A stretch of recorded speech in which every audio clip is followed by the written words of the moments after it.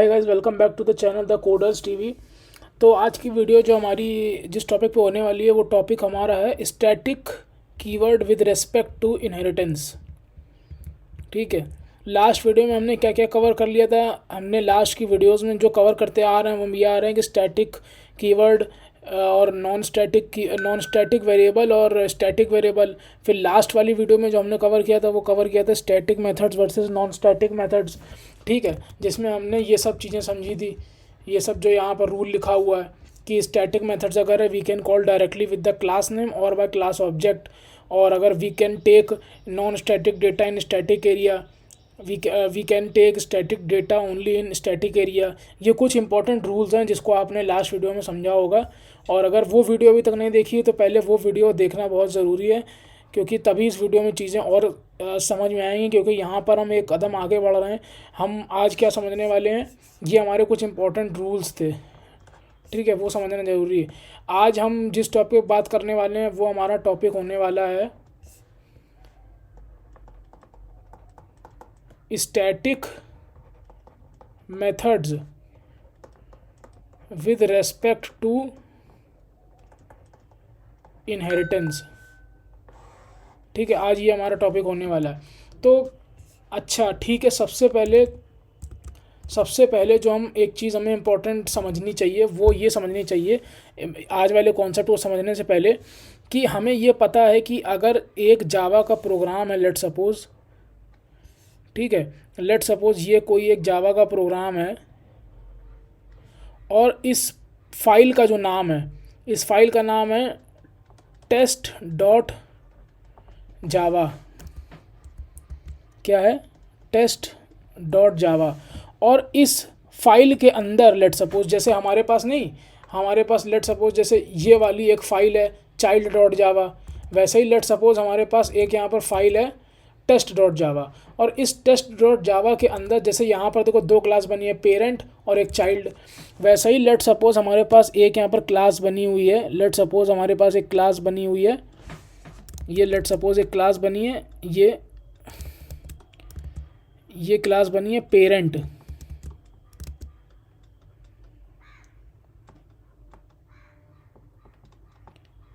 ठीक है, और एक क्लास हमारी बनी हुई है चाइल्ड।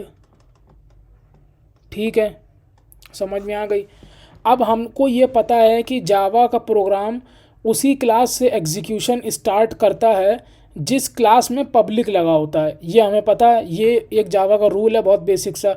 तो लेट सपोज इस क्लास में अगर पब्लिक लगा है, ठीक है, इस क्लास में अगर लेट सपोज यहाँ पर ये जो है पब्लिक ये लगा हुआ है, इस क्लास के आगे पब्लिक लगा है, तो उसी क्लास से प्रोग्राम का एग्जीक्यूशन होना स्टार्ट होगा।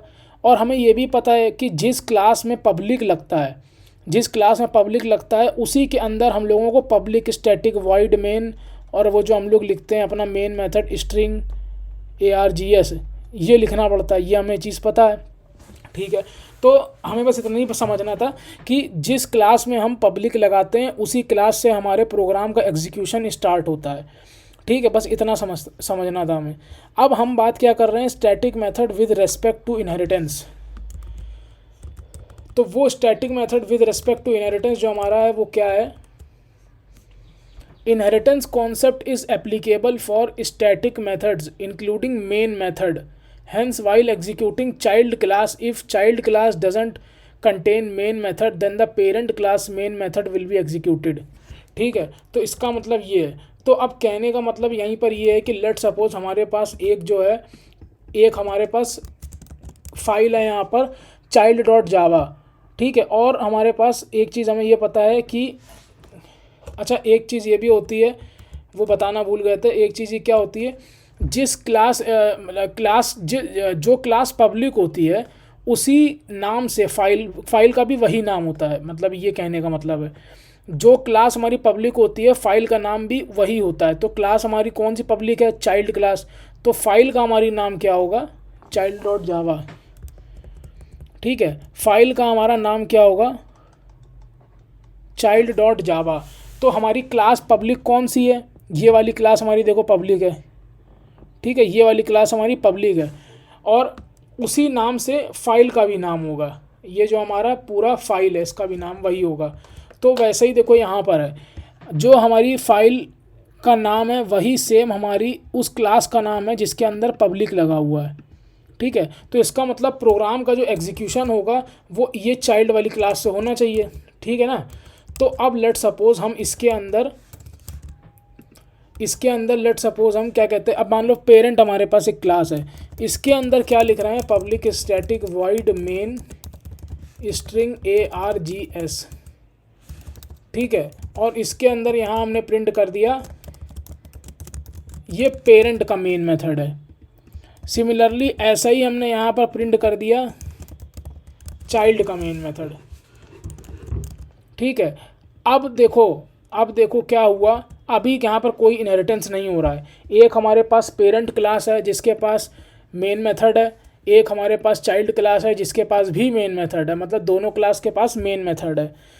लेकिन प्रोग्राम का एग्जीक्यूशन कहाँ से स्टार्ट होगा, जो क्लास पब्लिक होगी वहाँ से होगा। तो अभी हम इस प्रोग्राम को अगर रन करेंगे तो देखो चाइल्ड मेन लिख करके आ रहा है, इसका मतलब जो चाइल्ड क्लास है, ये जो चाइल्ड क्लास हमारी पब्लिक क्लास है, तो मतलब यहीं से एग्जीक्यूशन हमारे प्रोग्राम का स्टार्ट हुआ है। ठीक है, अब लेट सपोज ये चाइल्ड क्लास एक्सटेंड कर लेती है पेरेंट को। ठीक है, तो इस केस में क्या होगा, इस केस में क्या हो रहा है, इस केस में चाइल्ड मेन आ रहा है, वो बात तो समझ में आ गई, चाइल्ड मेन आ रहा है। चाइल्ड मेन क्यों आ रहा है, क्योंकि प्रोग्राम का एग्जीक्यूशन हमेशा पब्लिक क्लास से होता है, और एक क्लास में एक से ज़्यादा पब्लिक क्लास हो नहीं सकती। ये देखो अगर दो पब्लिक क्लास करेंगे तो एरर आ रही है, तो एक ही पब्लिक क्लास होगी और उसी से एग्जीक्यूशन स्टार्ट होगा। अब जो बात आती है वो बात ये है कि जब चाइल्ड ने पेरेंट को एक्सटेंड कर लिया तो ये वाला मेन मेथड भी यहाँ आ गया होगा। इसका मतलब यहाँ पर क्या दो मेन मेथड हैं क्या, इसका मतलब क्या यहाँ पर दो मेन मेथड हैं। देखो क्या हुआ होगा कि ऐसा कुछ हुआ है, देखो यहाँ क्या हो गया, यहाँ पर क्या हो गया कि हमारे पास ये पेरेंट क्लास है, पेरेंट क्लास के पास क्या है, पब्लिक स्टैटिक वॉइड मेन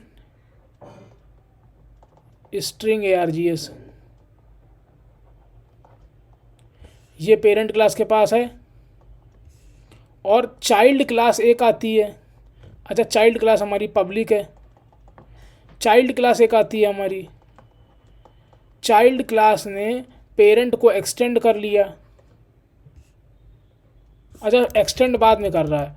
ठीक है, चाइल्ड क्लास के पास भी सेम क्या है, सेम एक वो है मेन मेथड है, public static void main string ARGS।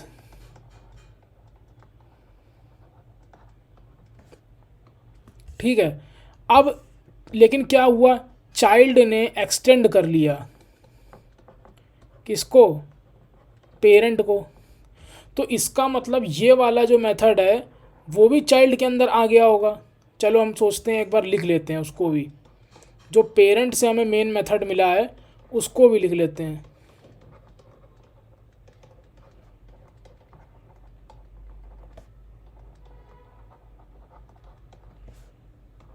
ठीक है, लेकिन एक बात बताओ, क्या ये पॉसिबल होगा, क्या ये पॉसिबल हो सकता है ऐसा, इसको थोड़ा सा मिनिमाइज़ करते हैं, ये देखो क्या ये चीज़ पॉसिबल होगी, हमने कुछ कॉन्सेप्ट्स पढ़े हैं ऐसे, उसके बेसिस पे तो पॉसिबल नहीं है। क्लास के देखो, चाइल्ड क्लास के पास उसका अपना खुद का एक मेथड था, कौन सा वाला, ये वाला उसका अपना एक खुद का मेथड था। ठीक है, पेरेंट के पास एक ये मेन मेथड था। ठीक है, लेकिन जब चाइल्ड ने एक्सटेंड कर लिया किसको, चाइल्ड ने जब एक्सटेंड कर लिया पेरेंट को, तो ये वाला जो मेथड है मेन पेरेंट का मेन मेथड वो यहाँ पर आ गया। ठीक है, ये पेरेंट का मेन मेथड यहाँ पर आ गया, ये देखो ये आ गया। ठीक है, ये चाइल्ड का अपना खुद का मेन मेथड था, ये पेरेंट का दिया हुआ मेन मेथड एक्सटेंड होने के बाद। लेकिन क्या ये पॉसिबल है, ये पॉसिबल नहीं है। क्यों, क्योंकि हम लोग ये रूल पहले ही पढ़ चुके हैं कि एक क्लास के अंदर सेम सिग्नेचर के दो मेथड नहीं हो सकते हैं। चाइल्ड नाम की देखो एक क्लास है और इस क्लास के अंदर सेम सिग्नेचर के ये देखो दो मेथड हो गए, ठीक है। सेम सिग्नेचर क्या होता है, मतलब मेथड सिग्नेचर क्या होता है, मेथड सिग्नेचर क्या होता है, method name plus parameters plus quantity of parameters. ये हमारी मेथड सिग्नेचर वाली वीडियो में कवर किया गया। अगर मेथड सिग्नेचर वाली वीडियो नहीं देखी तो वो जाके पहले देखिए, तब ये समझ में आएगा। तो देखो सेम क्लास के अंदर दो मेथड सिग्नेचर होगा, सेम क्लास के अंदर मतलब देखो एक क्लास के अंदर सेम सिग्नेचर के दो मेथड ये हो गए हमारे पास, ठीक है। एक मेथड हमारे पास ये है, ठीक है। ये देखो हो गए, एक मेथड सिग्नेचर ये है हमारे पास, एक मेथड एक सिग्नेचर ये है, और दोनों मेथड्स का सिग्नेचर जो है वो देखो बिल्कुल सेम है एग्जैक्टली, है ना। तो ये रूल हमारा यहाँ पर गलत हो गया। तो इससे ये पता चलता है कि यहाँ पर इनहेरिटेंस तो हुआ, लेकिन ये जो पेरेंट का दिया हुआ मेन मेथड है, ये नीचे नहीं आया। क्यों नहीं आया? उसने देखा यार, हमको देखो उसने क्या देखा यार, यहाँ पर तो पहले ही से वो सेम मेथड पड़ा हुआ है जो हम यहाँ पर इसको ट्रांसफ़र कर रहे हैं, तो वो अपना वाला पेरेंट वाला जो मेन मेथड होगा वो उसको नीचे नहीं भेजेगा, ठीक है। तो क्या हुआ है यहाँ पर, पेरेंट का दिया हुआ मेन मेथड था ये नहीं आएगा यहाँ पर। इसका मतलब इनहेरिटेंस तो हुआ, लेकिन पेरेंट का दिया हुआ मेन मेथड नहीं आएगा। क्यों नहीं आएगा? क्योंकि जावा का रूल ब्रेक हो रहा है। वो रूल क्या है कि एक क्लास के अंदर सेम सिग्नेचर के दो मेथड नहीं हो सकते, ठीक है। तो आई होप ये चीज़ समझ में आई हो, ठीक है। तो इस केस में यहाँ पर वो मेथड जो है हमारा नहीं आया है। यहाँ पर ऐसा नहीं हुआ होगा कि यहाँ पर ऐसे दो मेथड आ गए होंगे, ये चीज़ नहीं हुई होगी। क्योंकि जैसा ही चाइल्ड ने देखा, जैसे ही पेरेंट ने देखा कि अरे चाइल्ड के पास तो ये मेथड ऑलरेडी पड़ा हुआ है, तो हम अपना दिया हुआ मेथड क्यों दें, उसने वापस कर लिया, ठीक है। तो ये कोड देखो अभी चल रहा है। अब एक बात बताओ, हमने कहा था कि जिस क्लास में पब्लिक लगा होता है वहीं से प्रोग्राम की स्टार्टिंग होती है, ठीक है, वहीं से प्रोग्राम की स्टार्टिंग होती है। लेट सपोज कुछ देर के लिए हम ये मान लेते हैं हमने ये मेन मेथड चाइल्ड के पास से हटा दिया, ठीक है। तो अब प्रोग्राम की स्टार्टिंग तो हमें पता है कि वो पब्लिक क्लास से होगी, लेकिन पब्लिक क्लास में तो मेन है ही नहीं, तो फिर क्या होगा, चला के देखते हैं। पेरेंट के पास पेरेंट मेन कॉल हो गया, मतलब ये वाला मेन कॉल हो गया, ठीक है, ये वाला मेन कॉल हो गया। क्यों कॉल हो गया? अब ये सोचो क्यों कॉल हो गया। वो इसलिए कॉल हो गया क्योंकि यहाँ पर तो हमारे पास इनहेरिटेंस हो रहा है ना। जब पेरेंट ने देखा कि अरे चाइल्ड के पास तो ये वाला मेन मेथड है ही नहीं, तो उसने अपना दिया हुआ मेन मेथड यहाँ पर दे दिया उसको, पेरेंट का मेन मेथड उसने अपना मेन मेथड ट्रांसफ़र कर दिया, और जेवीएम ने ये वाले मेन मेथड को कॉल कर दिया, ठीक है, समझ में आया। लेकिन जब चाइल्ड का अपना खुद का यहाँ मेन मेथड था, ये वाला चाइल्ड का मेन मेथड है लेट सपोज, उस केस में जब पेरेंट यहाँ पर जब इनहेरिटेंस होगा एक्सटेंड कीवर्ड से, तो पेरेंट देखेगा, पेरेंट ये मेथड ट्रांसफ़र कर रहा होगा, लेकिन देखेगा जैसे ही ट्रांसफ़र करेगा देखेगा अरे सेम मेथड का तो सिग्नेचर यहाँ, सेम मेथड पहले से पड़ा हुआ है जिसका सिग्नेचर बिल्कुल सेम है मेरे से, तो पेरेंट अपना दिया हुआ मेथड हटा लेगा। तो उस केस में क्या होगा, जेवीएम इसी मेथड को कॉल करेगा क्योंकि चाइल्ड के अंदर ये मेथड पड़ा हुआ है, ये देखो कॉल कर लिया। लेकिन जिस केस में चाइल्ड के पास मेन मेथड नहीं है, देखो यहाँ पर चाइल्ड के पास मेन मेथड नहीं है, तो पेरेंट अपना वाला मेन मेथड इसको ट्रांसफ़र करेगा।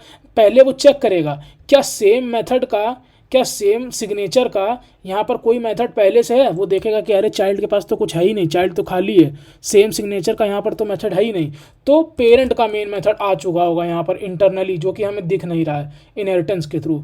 तो क्या हुआ होगा, जब पेरेंट का मेन मेथड आ गया है, जब इसको कॉल करेंगे तो पेरेंट का मेन मेथड कॉल हो गया, ठीक है। तो ये इतना सिंपल सी चीज़ थी। तो आई होप ये वीडियो क्लियर हुई हो, static methods with respect to inheritance.